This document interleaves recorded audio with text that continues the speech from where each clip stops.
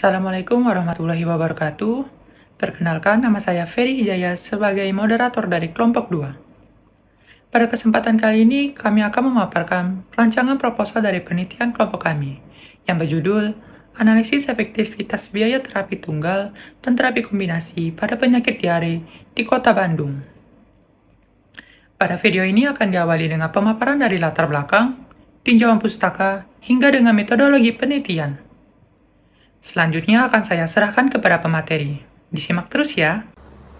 Latar belakang penelitian ini adalah biaya layanan kesehatan di Indonesia yang terus meningkat, membutuhkan kajian untuk memastikan efisiensi dan efektivitasnya.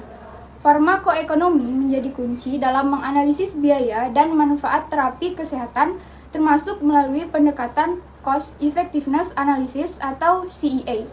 CEA digunakan untuk membandingkan biaya dan hasil dari berbagai intervensi kesehatan, menentukan tindakan yang paling efisien, terutama untuk penyakit dengan beban besar seperti diare.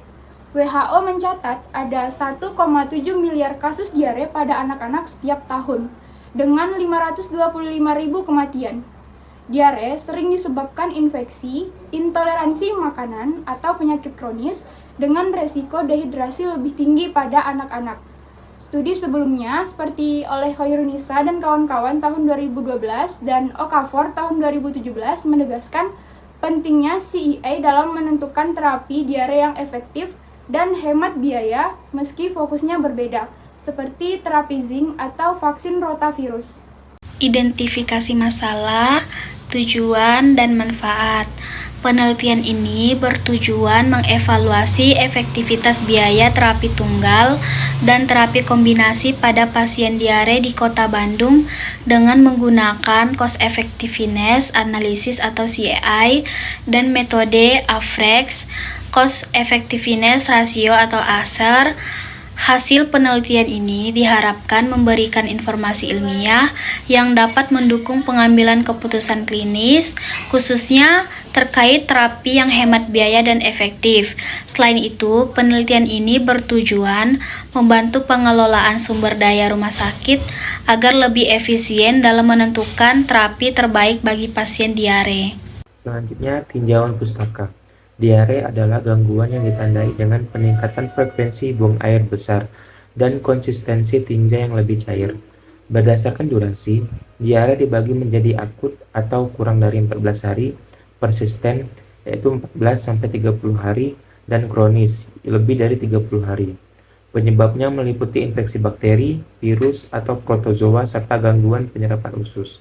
Secara patofisiologi, diare terjadi akibat ketidakseimbangan penyerapan dan sekresi air atau elektrolit yang menyebabkan gejala seperti mual, muntah, kram perut, dan dehidrasi.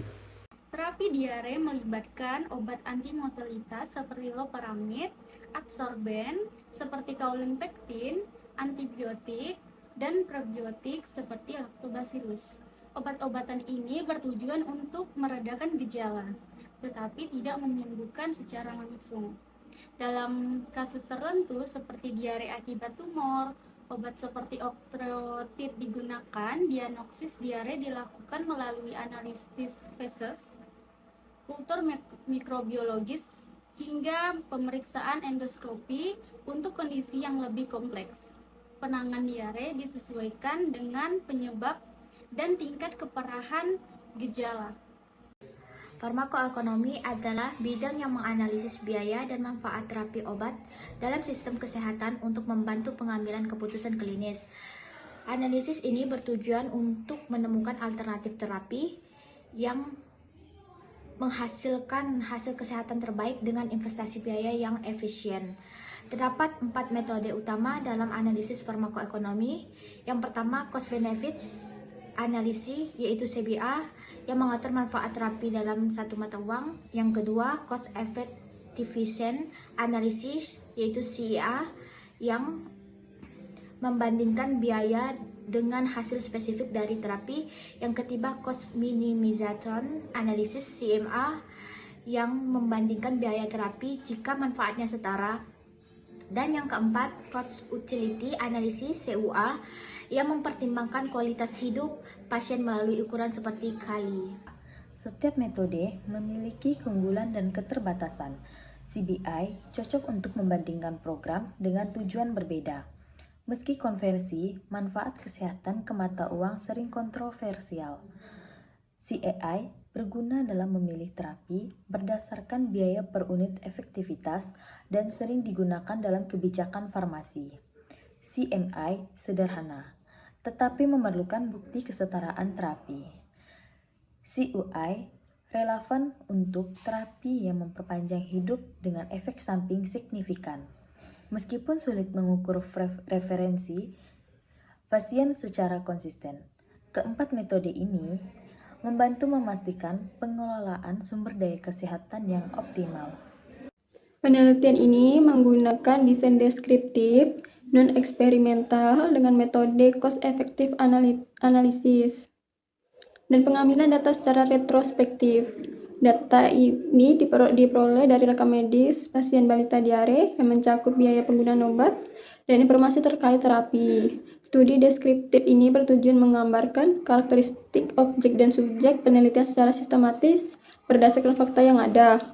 Penelitian ini dilakukan di Rumah Sakit Putri Hijau Bandung selama 6 bulan dari Juli hingga Desember 2024. Data retrospektif dari bagian rekam medis ini digunakan untuk mengevaluasi biaya dan efektivitas terapi secara komprehensif. Populasi dalam penelitian ini meliputi seluruh pasien rawat inap BPJS kelas 1 dengan diagnosis diare di Rumah Sakit Putri Hijau Bandung selama 6 bulan terakhir tahun 2024. Fokus penelitian adalah mengidentifikasi efektivitas terapi dan biaya perawatan yang digunakan untuk mengatasi diare pada pasien tersebut. Sampel yang dipilih menggunakan metode purposive sampling berdasarkan kriteria tertentu. Pasien yang diikutsertakan adalah mereka yang menggunakan terapi neodiatabs atau kombinasi neodiatabs dan metronidazole, serta memiliki data medis yang lengkap. Teknik ini memastikan bahwa sampel yang dipilih mencerminkan populasi target secara akurat untuk mendukung analisis lebih lanjut. Kriteria inklusi untuk penelitian ini mencakup pasien yang terdiagnosis diare, di mana menggunakan terapi neodiatab atau kombinasi neodiatab dan metronidazole memiliki catatan medis yang lengkap dan terdaftar sebagai pasien rawat inap BPJS kelas 1. Kriteria eksklusi mencakup pasien dengan catatan medis yang tidak lengkap dan yang tidak menggunakan BPJS kelas 1 selama perawatan berlangsung. Selanjutnya ada karakteristik subjek, yang dimana penelitian ini mencakup data demografis seperti usia, kelamin, dan durasi rawat inap. Pola penggunaan obat dari data pasien yang dirawat, pola penggunaan obat berikut diidentifikasi. Yang pertama, terapi tunggal, yaitu neodiatabs. Yang kedua, terapi kombinasi, yaitu neodiatabs dengan metronidazole. Penelitian ini menggunakan perspektif institusi penyedia layanan kesehatan, yaitu Rumah Sakit Putri Hijau Bandung, yang mencangkup biaya langsung yang dikeluarkan selama perawatan pasien, seperti biaya kamar, biaya dokter, dan biaya obat. Komponen biaya dalam penelitian ini meliputi biaya medis langsung, termasuk biaya rawat inap dan obat, serta rata-rata biaya per pasien. Analisis farmakoekonomi yang digunakan adalah Cost Effectiveness Analysis atau CA, menggunakan perhitungan ACR. ACR merupakan rata-rata dari biaya pengobatan langsung dari masing-masing pengobatan dibagi dengan persentase efektivitas terapi.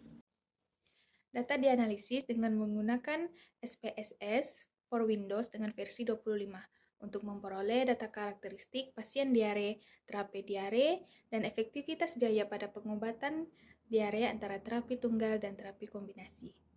Biaya dihitung dengan menggunakan metode ESER.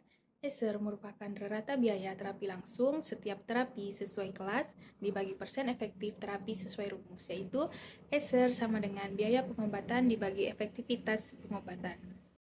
Demikian penjelasan dari kami, kelompok 2. Apabila terdapat pertanyaan, kami harap dapat disimpan terlebih dahulu untuk disampaikan pada sesi diskusi.